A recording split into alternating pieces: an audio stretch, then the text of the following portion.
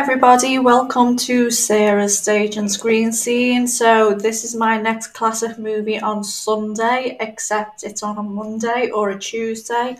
I do apologise. I originally was going to do All About Eve, but I had to go and root out the DVD from my mum's, which I did. And then I needed to rewatch it because All About Eve, I want to do a proper analytical review, not just an entertainment review. And I haven't had a chance to rewatch it because it's actually a film I love, but it's not one I watch regularly where I've memorised everything and really sort of paid attention and analysed it for a while. So that will either be this Sunday or another Sunday. So I apologise that this is late. I've had a really busy week working on my final project documentary for my MA. I've had appointments, family members have had hospital appointments as well, and some days I've not been feeling great, so I've just done what I can. So for this week, I've picked a film that loads of people know, I know off by heart. It's a very entertaining, it is a classic. It's one I want to look at with a 21st century gaze. So it's quite different watching it now to when I was younger. Okay, and that movie is Grease. Okay, so most people, even people who don't like musicals, like Grease. Most people know it, even if you don't like it, you know it. Everyone knows the songs, everyone knows the actors. We recently lost Olivia Newton-John, bless her. And it is, it's a favourite film of a lot of people. Favourite musical. I mean, we had a British 100 Greatest Musicals in the early noughties. It topped it. That was by public vote, so it doesn't top ones that are done by like film boards that's usually Singing in the Rain. That tops it. But it's interesting looking at it now. Now, I grew up with Grease. I saw it as a kid and it was on the telly and it was cut. So it was quite heavily edited compared to, it's quite adult once you realise as an adult what's in it. And actually not post Me Too, but Me Too, we're in Me Too, aren't we? It's quite interesting. So, as we know, Grease involves the story of Sandy, good girl Sandy, played by Olivia Newton-John, and bad boy Danny, played by John Travolta. They meet and have a whirlwind summer romance. She's there from Australia, and they both think that she's going back home to Australia. Well, as fate would have it, she joins Rydell High School and the Pink Ladies. We have Rizzo, Frenchie, Jan and Marty.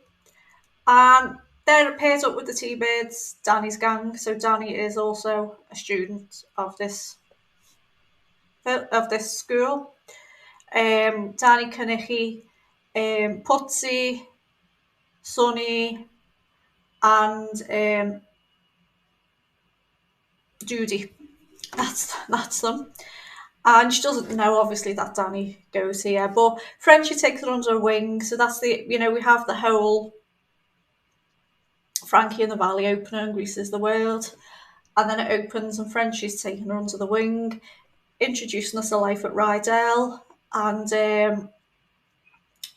then this is all, we've got this, then we've got the T-Birds, reuniting, talking about what they did in the summer, and Danny says he met a girl. And then just them enrolling and everything, and Sandy seeing, looking like, what the hell have I got myself into here? You see it's quite a wild school. And then this all builds up to the first song, which is Summer Nights, which is a classic. Olivia Newton-John, gorgeous singer, John Travolta, full of charisma. What could go wrong? It's a catchy number. Everyone loves it. It's a favourite. I've seen the show live as well. It's always one, that gets the audience going.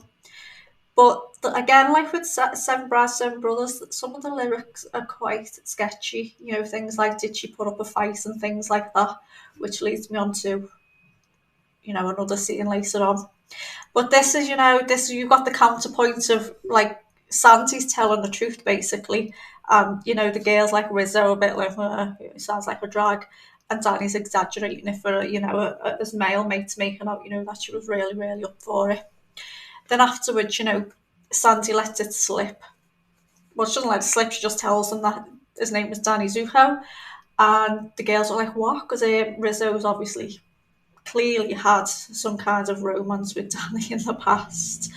Like maybe he'll turn up again, which he does later in the scene where she's trying out for she's doing the cheerleader thing for the players. After Patty Simcox has also taken her under her wing, and she's revealed to Danny, and Danny's like, "Oh, Sandy, I thought it was back to Australia." And then his mate, come over, "What are you doing?" And he turns into the whole cool guy thing, and she's hurt and upset. So they go and have a sleepover at Frenchie's, girly sleepover, doing their ears, doing everything. That she's getting pressured into smoking and drinking, piecing her ears. Again, I mean, it's not a good thing, is it, nowadays? It's she does eventually give in to the peer pressure. It's not a good message, but it was fun, to watch back then. I was actually it's easy for me because I was never the most popular girl in school, but I was never, the least popular girl in school. I was a middler. I was an in-betweener. I had popular friends, but I wasn't the popular one out of those.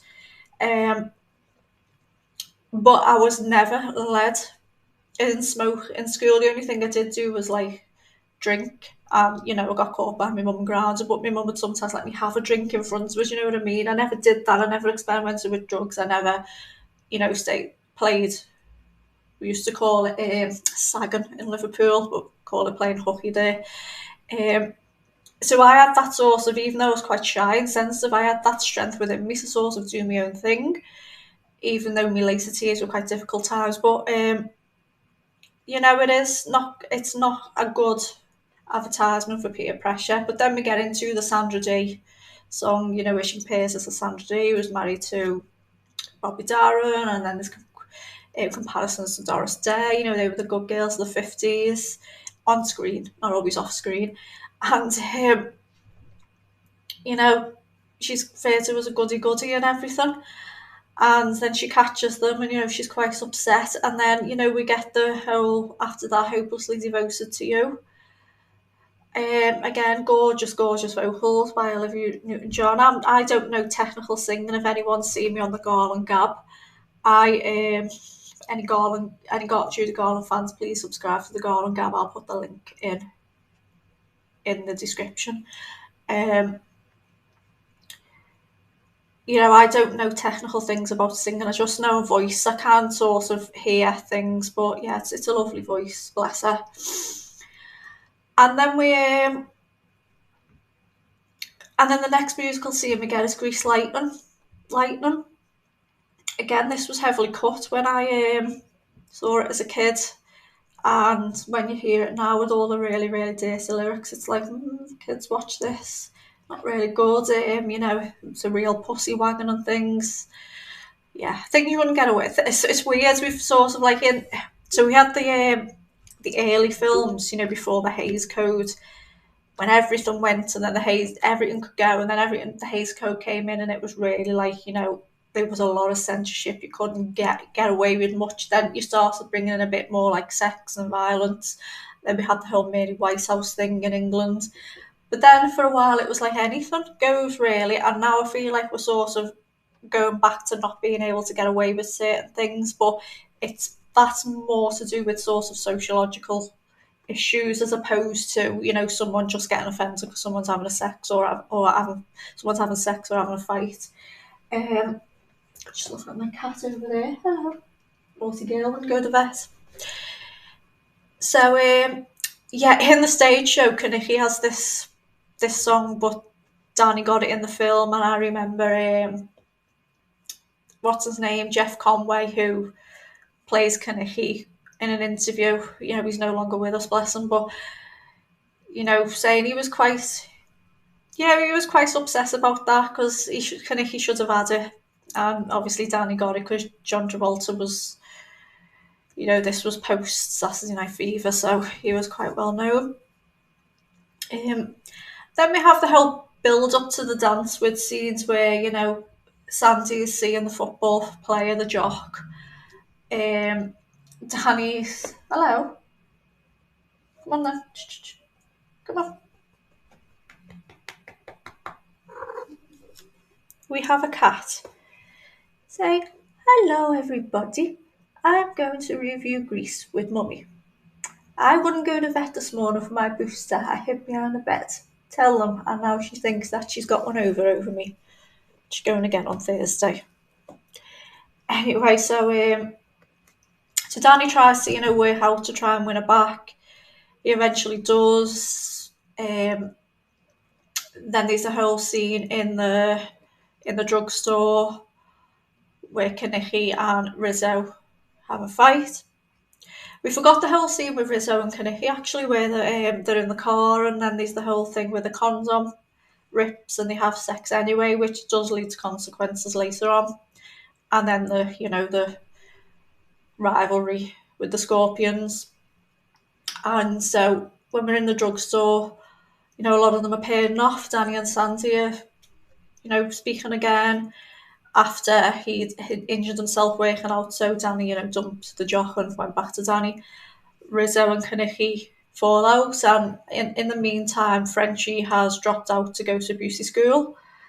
And this is where we have Joan Blondell, famous bit where she turns the lights off with her elbow and doesn't actually hit it. A little bit of a continuity error there. Then we have the beauty school dropout song with Frankie Avalon. It's just a fantasy thing, isn't it? Again, I mean, this day and age, some man singing to some schoolgirl, you think you're a looker and stuff, but I don't know. Just a sign of the times. And then we do have the dance with all the, the jives, the hand jives and everything. And again, me too here. Sonny's going around spiking all the drinks. Someone pulls Patty Simcox's skirt over her head on telly, not good. And later on, Marcy says she found Vince Fontaine trying to put her ass run into a coke. No, just no. But luckily, she had nothing to do with Vince Fontaine after that. But regarding the dance, I mean, what an entertaining scene this is, isn't it? It's so much fun. Some of the old 50s classics, we've got Hand Jive, we've got Tease on My Pillow.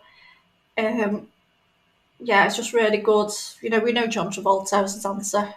Quite a few of these were dancers. It's all really, really good. And he's surprised. I love it where he's surprised that Sandy can actually dance quite well. That's all good. But then it ends up that Sonny's drunk and he gets hold of Sandy again, touching where he shouldn't. And Cha-Cha, the rival girl who's come with Kaneki, she takes over the dance, and Danny, instead of going after Sandy, just carries on dancing with her, just like everything's okay. And then we finish with the three boys mooning at the camera. And again, in this day and age, that they'd be done for indecency.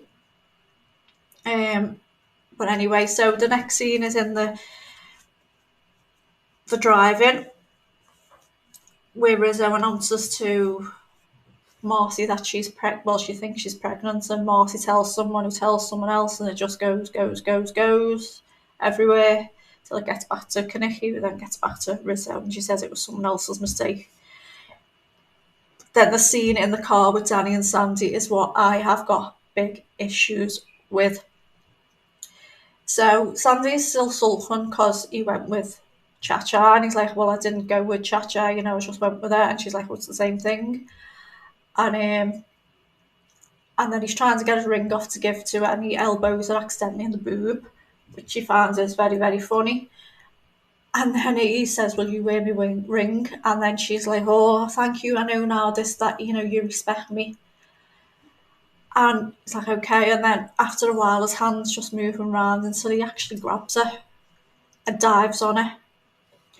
basically, it wasn't intended as this because these things were different back then. But Danny has basically just sexually assaulted Sandy. Basically, he's jumped on her, no consent whatsoever. She screams, she doesn't want it. When she says no, he tries to carry on. Not until she climbs out of the car and shuts it on his bits that, it stops. And even then, he's not sorry. He goes and sings Sandy, feeling sorry for herself. Sandy, I'm in misery. We made a start, now we're apart. All of Sandy, you've hurt me real bad. How she hurt him? Can you tell me how she's hurt him? She's being honest with him from the start. He pretends to be someone else. He's just dumped up. She's made it quite clear that she's not ready for anything more, and he's basically just dived on her. So that's where we are with that. Okay, so we're moving on to the Sandy approaches Rizzo about, what's been going on, and, first Rizzo's like, well, I don't need your help, and, more or less, I know what people are saying about me and Sandy's look like, I making out, Sandy's not judging her.